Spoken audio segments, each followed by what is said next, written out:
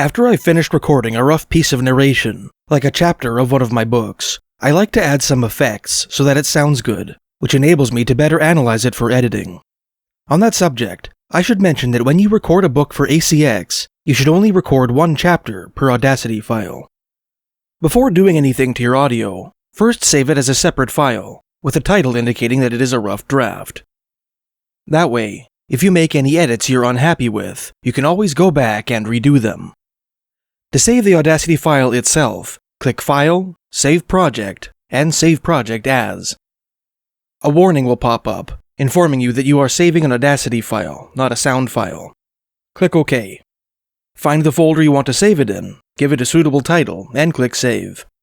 Now let's save our narration as a sound file. Click File, Export, and either export as MP3 or export as WAV. WAV files are higher quality, but MP3 files are smaller. Audacity accepts MP3 files, so for our purposes here, it might be worth our while to get in the habit of saving our files as MP3s. Now let's edit our narration so that it sounds good. The first thing I do is bring up my track's bass levels. This makes the narration sound fuller and richer. To do this, highlight your audio, click Effect, and then click Bass and Treble. Drag your bass meter until it reaches 3 decibels, then click Apply. Next, I compress my audio so that it sounds fuller and louder. To do this, highlight your audio, click Effect, and click Compressor. Make sure the threshold is set to -12 decibels, the noise floor to -40 decibels, and the ratio to 2:1. Then click OK. Now, I want to bring down some of the unusually loud parts of my narration. To do this, highlight your track, click Effect, click Limiter. Make sure Soft Limit is selected.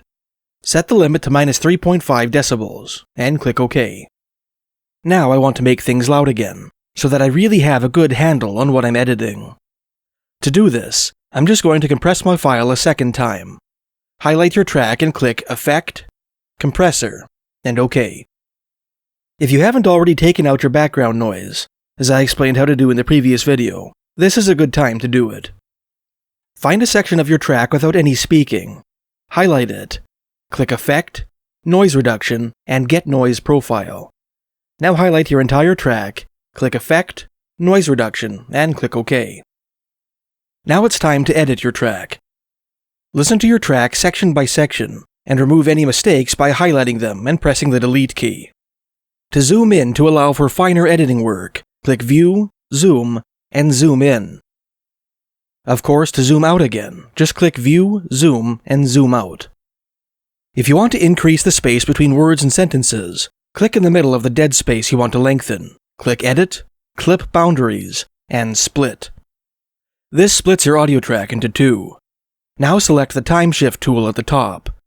Click the second half of your audio clip, and drag it to where it needs to be. After doing this, remember to reselect the Selection tool.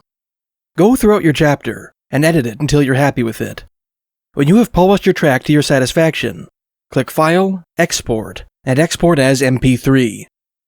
I have found that it helps to affix numbers to the beginnings of my chapter files, so that they appear in order in my folder.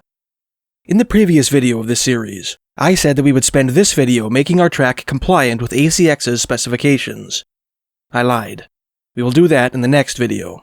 See you there.